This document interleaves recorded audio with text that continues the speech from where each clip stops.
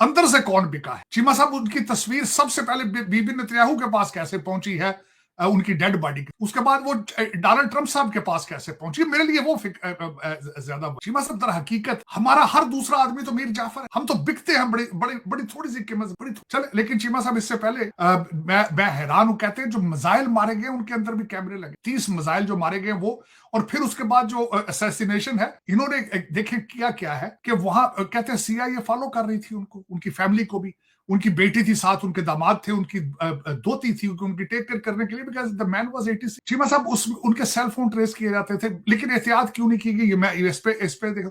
दूसरी चीज चीमा साहब, देखने वाली बात यह है कि सैटरडे वाले दिन सैबत होता है, उस दिन यहूदी लोहे को हाथ, सैबत वाले दिन उन्होंने अपना रिलीजन को साइड पे करके दिन में अटैक नहीं करते, ज्यादातर रात के वक्त करते, 9:15 बजे, और फिर 30 मिसाइल मारे गए हैं, इसलिए मारे गए ताकि वो बंकर में पेनिट्रेट। लेकिन कोई ऐसी बड़ी बात चीमा साहब, उसकी वजह यह है कि जो कौमें तरक्की की तरफ नहीं जाएंगी, चीमा साहब, जो कौमें तरक्की की तरफ नहीं जाएंगी उनका हाल यही इबरतनाक। मोदी साहब ने इजराइल का अटैक जो ईरान पे हुआ उसको कंडेम नहीं किया, जो ईरान ने इजराइल पे किया या यूएई पे किया उसको कंडेम किया है। तो ईरान की भी तो आंखें खुली, हम समझ अब ईरान के इंडिया के साथ क्या ताल्लुकात हैं और चीमा इसमें साहब, क्या मैं दुख के साथ कहूंगा, चीमा साहब, चाह बाहर अगलों ने प्लेट में रख, हमेशा आपके रिलेशनशिप पे वो भारत के रिलेशनशिप को प्रेफर करते हैं। रिसेंटली अभी उन्होंने आपको डंप करके आपका नाम ही लिस्ट में से काट दिया था ओमान में, जब बात you are not in their good book at all, बिल्कुल। और आपके ऊपर मिसाइल दागते रहे, वो अभी अभी 4 महीने पहले की बात, उन्होंने मिसाइलों से, you are not in their good books at the same time. लेकिन इस दफा क्या हुआ है, आंखें उनकी खुल गई थी चीमा साहब, उसकी वजह यह है कि टोटल स्पाई करते रहे हैं, कुछ 60,000 के कितना स्पाई थे भारतीय, जो पिछली जंग के दौरान जिन्होंने इजराइल के लिए तो सीआईए के लिए काम किया, और लेकिन ये कि वो they are not happy with you at the same time. चलो, लेकिन चीमा साहब, दर हकीकत मैं जिस तरह कहता हूं, मैं किसी भी इंसान की जान जाने, मैं हमेशा एंटी वार हूं, जंग सोल्यूशन नहीं है, जंग सोल्यूशन नहीं है। मुझे अपने कंट्री की फिक्र है, अमेरिका की और पाक, जिस कंट्री में जिनका नमक खाता हूं, मुझे उनकी फिक्र है कि उनका क्या बनेगा, उनको किस तरीके से ट्रैप किया जा रहा है। दूसरा, मुझे फिक्र पाकिस्तान की है, जो मेरी, मैंने बता दिया आपको, आपके तीनों बॉर्डर हाट है और अमेरिका के सारे बॉर्डर। जो चीमा साहब, इस वक्त मसाइल इतने दुनिया में बढ़ रहे हैं, खासकर मैं खुद डर गया हूं चीमा साहब कि this is a third world, और रोकेगा इसको बीबी नेतन्याहू को कन्विंस कौन करेगा? कोई आप आइडेंटिफाई करें, मुझे तो समझ नहीं आ रहा कि बीबी नेतन्याहू के किस फलां कंट्री के साथ बड़े अच्छे रिलेशनशिप हैं, वो उनको कन्विंस कर, क्या पता ईरान के साथ कोई और कंट्री छेड़ दे, खड़ा जाती पर ये भी पानी, लेकिन ये कि बस कोई समझ नहीं आ रही चीमा साहब अपना। बल्कि दो चीजें तो बंद होने वाली हैं, एक तो वो मैंने आपको बता दिया, दो, एक तो यमन वाला जो है वो सी रूट जो है वो बंद होने वाला है, होती वहां पे बंद करेंगे, और दूसरा हरमोस वाला बंद होने वाला है। ये दोनों सी रूट बंद होंगे, और खासकर इनके जो कंट्री इफेक्ट होंगे, 80% भारत का तेल जो है वो हरमोस के करीब से गुजर के आता है, उधर की बने, और चाइना का भी, वो सारा पहले तो हैरान हो गए इसका क्या बनेगा, कुछ समझ नहीं आ रही। दुनिया इज अ जंगल, जो आंख छपकता है उसको खा लेता है ताकतवर, और आज देखें आप जरा, बल्कि मुझे तो तरस आता है अमेरिकन पे, अमेरिकन भी देखें ना, ये जंग अमेरिका की नहीं है चीमा साहब, ईरान के पास कोई ऐसा मिसाइल नहीं है जो मेन लैंड अमेरिका को थ्रेट हो, जिसकी कोई नहीं। लेकिन बीबी नेतन्याहू हाउ स्ट्रॉन्गर, ये जंग उसी ने शुरू की, उसी ने खत्म की है। चीमा साहब, जरा गौर करें, मैं तरले लेता हूं कि हर कंट्री के अंदर एक इजराइल के ऊपर पीएचडी होनी जरूरी है, कि हाउ चंद मुट्ठी भर लोग, 16 बिलियन लोग पूरी दुनिया को हास्टेज बना लिया, पूरी दुनिया कीड़े मकौड़े। हम लोग तो असि तो फेरा ही पाया चीमा साहब, असि सिर्फ 3 टाइम की रोटी खाना है। कभी गौर करो तुसी, आप कले बैठ, बल्कि जो देख रहे हैं गौर करें, तुसी सारे दुनिया तो फेरा पाए है जी, कोई कंट्रीब्यूशन अपने किसी काज में। वो कहते मेरा बन ना बन, अपना तो बन, मेरा की बनना है, तुसी अपने मजहब का बनो, अपने मुल्क का बनो, अपने आप का तो बनो, और यहूदियां पढ़ के विखाता जी, विखाता उन्होंने दुनिया। चीमा साहब, बहुत बड़ा ये मैं समझता हूं कि पूरा लम्हा पूरी दुनिया के लिए सोचने के लिए मजबूर होना चाहिए कि इस वक्त दुनिया की मोस्ट सुपीरियर नेशन, मैंने क्वेश्चन किया था किसी यहूदी से, यहां पे मेरा दोस्त था डॉक्टर, मैं क्या, आर यू जेनेटिकली सुपीरियर, तुम जेनेटिकली हमसे सुपीरियर हो यार? उसने कहा था नहीं, हम रगड़े खा खा के इस जगह पहुंचे, रगड़ा तो ਤੁਹਾਨੂੰ बहुत पै रहा 75 साल की, तुम 75 साल की गल कर रहे हो चीमा साहब, रगड़ा पूछो तो सही तुम कौन हो? आपके 25 दफा तो नक्शे तब्दील किए गए आपके बूदों पर, आपके तो 25 दफा तो आपको रिलीजन तब्दील किए फॉरेन इन्वेडर्स ने यहां पे आके। रगड़ा ने तो ही बड़ा। कौन सा फॉरेन इन्वेडर नहीं आया जिसने आपको लूटा ना मारा ना हो। चीमा साहब पठान उन्होंने लाइनें लगा ली थी सब कॉन्टिनेंट के ऊपर आगे हुकूमत करने के लिए। गौरी ते अब्दाली ते सूरी लैना ला ला के मार दे रहे तो लैना ला के वारी बना ली थी उन्होंने। चीमा साहब सोचे जरा, और आज भी आप बाज नहीं आते। आप आज भी कुछ नहीं सीखा आपने, तो फिर आपके डीएनए का प्रॉब्लम है चीमा साहब। Is nothing to do with the history. दूसरी एक बात है जो चीमा साहब मैं जिस तरह कह रहा था, फारसा civilisation Iran, it won't be कहते ना, it won't be an easy cake। Cheema साहब 30 साल ये जाइनिस्ट जो थे इनकी 30 साल की ख्वाहिश थी रजीम चेंज कर। रजीम आज भी चेंज नहीं होगी चीमा साहब। वहां पे मारने जितना मारना है उसकी वजह ये है कि ये ना तो इराक है, ना लीबिया है, ना वेनेजुएला है।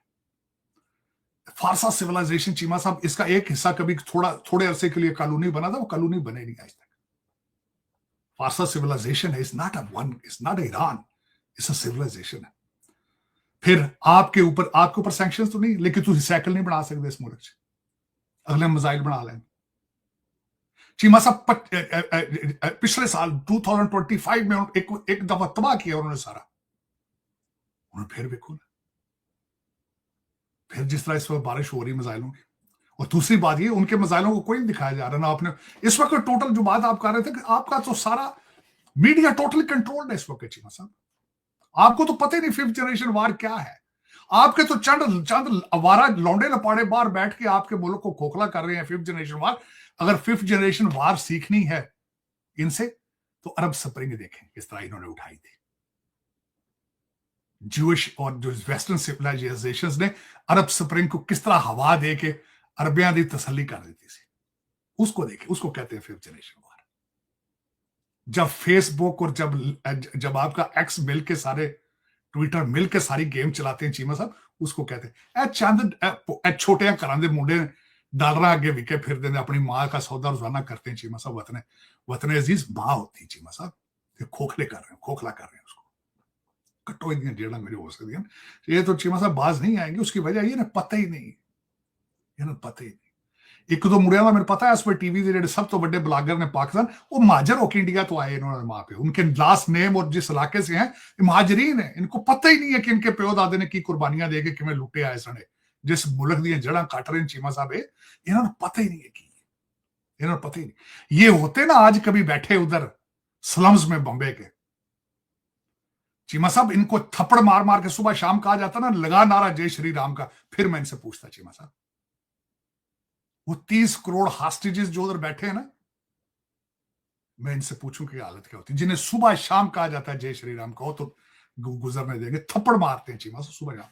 चले कोई नहीं चीमा साहब, मैंने तो इसका एक बहुत भयानक चेहरा देखा था 10 मई वाले दिन। भयानक चेहरा देखा। आरएसएस और बीजेपी ने एक ऐसी जनरेशन तैयार की है जो वेजिटेरियन है लेकिन आपके और मेरे बच्चों का खून देखना चाहते हैं। ये किस किस्म के वेजिटेरियन है कि जानवर नहीं खाना लेकिन मेरे और आपके बच्चे और 30 करोड़ मुसलमानों के बच्चों का खून देखना चाहते हैं। ऐसी कौम तैयार की उन्होंने, बड़ी मेहनत की उन्होंने। चले ये मेरी इतलात अर्ज है जो बाहर से बैठ के इस वक्त मुल्क की जो जड़ें खोखली कर रहे हैं, ज्यादातर ये महाजरीन है। इनके पेरेंट्स मैंने देखे, इनके नाम देखे हैं। एक जट नहीं मुड़े ज्यादातर जेडे मैं वेखे ना, तो जेडे जट आते भी उधरों ही आए जट थे। साढ़े चो जट नहीं है कोई बंदा काम कर सकता। चलो कोई नहीं चीमा साहब, जो मैं बात करना चाह रहा था इस वक्त, मैं बड़ा तकलीफ में था वैसे भी जंग के हवाले से कि इस वक्त क्या हो रहा है क्या नहीं हो रहा वहां पे। देखें वहां तो बड़ा सारे का सारा ईरान बिलखसूस इस वक्त जो है तैयारी ये है कि सारे खंडर बना दिया जाए उसको। तो वो बिल्कुल लेकिन जो मैं पढ़ रहा था खंडर बनेगा किस तरह, ठीक चीमा साहब। आज मैं जब इस टॉपिक पे रिसर्च कर रहा था, हिजबुल्ला 1 लाख से ज्यादा हिजबुल्ला है चीमा साहब। 1 लाख से ज्यादा होतीज 80,000 से 1.5 लाख उनकी कैलकुलेशन, उनकी रिक्रूटमेंट। और जो जीसीसी कंट्रीज है उन सब की फौज मिला के ईरान की फौज से कम है। और जो पासदराने इनकलाब है वो अलग है उससे ऊपर। और चीमा साहब उसमें जो सुना है कि फदाइन को भी एक्टिवेट कर दिया गया है और लॉन्ग हॉल के लिए they are preparing for the long hall.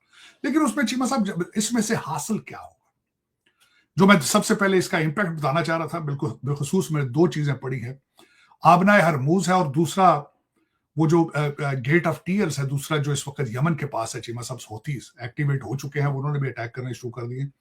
यहाँ पे ये दोनों चोक करेंगे तो दुनिया पे इम्पैक्ट क्या होगा। इम्पैक्ट बताने वाली बात ये, एक तो सारी दुनिया में अंदर क्राइसिस ऑयल का और LNG का आएगा, लेकिन ये जो कंट्रीज जहां पे इस वक्त हमारे अमेरिकन एसेट्स हैं, इनके ऊपर इम्पैक्ट क्या होगा। चीमा साहब आपके मैं बताना ये चाहूंगा, एक ग्रिड स्टेशन रुके ये खत्म। चीमा साहब इनके प्लांट पानी फिल्टर करने वाले अगर एक उड़ गया खत्म। चीमा साहब ईरान ने नीचे से इनके इंटरनेट की तारें किसी ने काट दी, ये खत्म। ये तीन चीजें सारी मैं सामने आपके रखना चाहता हूं। GCC तो उड़ जाने देते, तो उसमें अर्ज ये करने वाली है चीमा साहब, टोटल ये GCC कंट्रीज सारे के सारे जिनके बाद एक सिंगल फ्रूट ना टमाटर ना प्याज ना गंडा होते हैं, लोग पानी फिल्टर करके पीते हैं सारा। और 90% पॉपुलेशन सारी एक्सपैट है, जिनकी कोई फीलिंग्स नहीं उस जगह पे, और जिनको ये कहते हैं मस्कीन गरीब, ये तुम थर्ड क्लास सिटीजन हो, उनकी कोई फीलिंग्स नहीं वहां पे। ये तो इम्पैक्ट उनका है। अब यहां अमेरिका के अंदर इम्पैक्ट क्या होगा, ये भी बड़ा एक अजीब सा सूरत हाल बनने वाली। इस जंग से पहले सूरत हाल क्या थी, दो चीजें डिस्कस हो रही थी। आपकी जुडिशरी, बल्कि वो थॉमस क्लियर्स नहीं, दूसरे वो जज जो रॉबर्ट हैं, उनकी मैंने फैसला पढ़ा, जो उन्होंने फैसला लिखा, उन्होंने फैसले के अंदर एक लफ्ज इस्तेमाल किया था, इंपीरियल प्रेसिडेंसी। इंपीरियल प्रेसिडेंसी का मतलब ये होता है कि चीमा साहब कि आप मुकन्ना जुडिशरी और सारी चीजों को छोड़ के एक साइड पे रख के सारी ताकत आप खुद इस्तेमाल करें और आप you behave like a king. ये मैं नहीं अपनी बात कर रहा चीमा साहब, ये कंजर्वेटिव सुप्रीम कोर्ट के जज ने लिखा था। चीमा साहब एक तो मैंने इशू बता दिया कि judiciary was not pleased with it. दूसरा, जब वेनेजुएला को कांग्रेस के अंदर डिस्कस किया गया तो 5 रिपब्लिकन सेनेटर छोड़ के डेमोक्रेट साइड पे हो गए। जब ग्रीनलैंड की बात की थी तो मुझे अभी याद है, शायद अलास्का से एक रिपब्लिकन फीमेल सेनेटर ग्रीनलैंड जाके तकरीरें करना शुरू हो गई थी अगेंस्ट द करंट रेजिम। तो उसमें चीमा साहब अभी तो कहते हैं ना, अभी तो पार्टी शुरू हुई है, पार्टी लॉन्ग हाल जाएगी। जो मेरे लिए एक लम्हा फिक्रिया दूसरा है, बैसीते पाकिस्तानी अमेरिकन।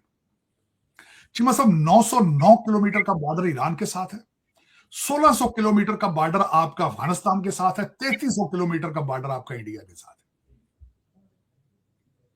अब आप अंदाजा लगा लें, ये तीनों बॉर्डर आउट हो चुके हैं, तीनों बॉर्डर। और फिर चौथा बॉर्डर कौन सा है चीमा साहब, ये जो बच्चे दिए हैं मेरे मुर्शिद पाक के, छोटे छोटे नन्हे बच्चे जो है ना, जो सारा दिन ट्वीट पे खेलते हैं एक दूसरे के साथ। जय हिंद दोस्तों, स्वागत है आप सभी का हमारे चैनल पर। आप देख रहे हैं इंडिया वेब न्यूज। सबसे पहले तो साजिद तरार को बहुत बहुत बधाई कि ये मानते हैं कि इनकी जो कौम है वो एक तरह से बिकाऊ कौम है। सबसे पहले बहुत बहुत शुक्रिया भाई कि आपने इस चीज को एक्सेप्ट किया कि आपकी जो कौम है ना वो बिकाऊ कौम है, कहीं भी बिक जाती है चंद पैसों के लिए। अब ये कह रहे हैं कि नेतन्याहू के पास ऐसा कौन सा हथियार है, कैसे पता चल गया, सबसे पहले तस्वीर उसके पास कैसे आ गई। भाई वो पढ़े लिखे हैं, वो टेक्नोलॉजी में डील करते हैं।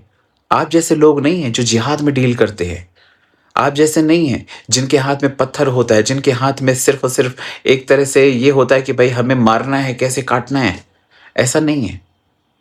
और रही बात जो आप ये कह रहे हैं कि प्रधानमंत्री मोदी ने ईरान में जिस तरह से खामेनेई को मारा गया उसका जिक्र तक नहीं किया है। भाई तुम्हारे देश में कौन सा कर दिया? तुम्हारे प्रधानमंत्री ने सिर्फ इतना कहा कि हाँ जी जो हमला हुआ बहुत गलत हुआ, लेकिन क्या इजराइल का नाम लिया? क्या यूएस का नाम लिया? डोनाल्ड ट्रंप का नाम लिया? नहीं लिया ना। क्यों नहीं लिया?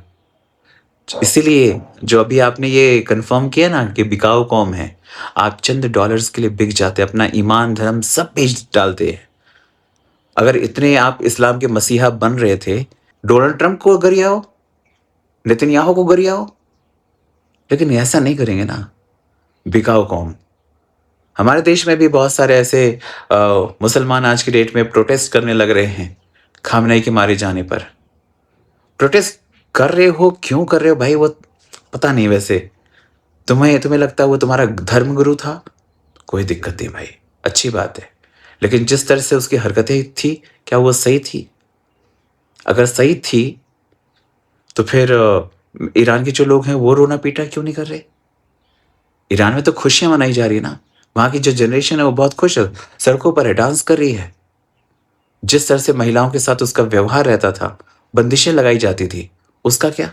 हर देश की अपने इंटरेस्ट होते हैं, उसी के हिसाब से वो डील करता है। आपका इंटरेस्ट पैसों का होता है, ठीक है ना? इसलिए आप मतलब उसका एक तरह से उसको कंडेम नहीं कर रहे हैं। आप लोग क्या कहते हैं कमेंट करके बताएं। चैनल पर नए हैं तो चैनल को सब्सक्राइब करें, इस वीडियो को लाइक करें और शेयर करें। जय हिंद, जय भारत।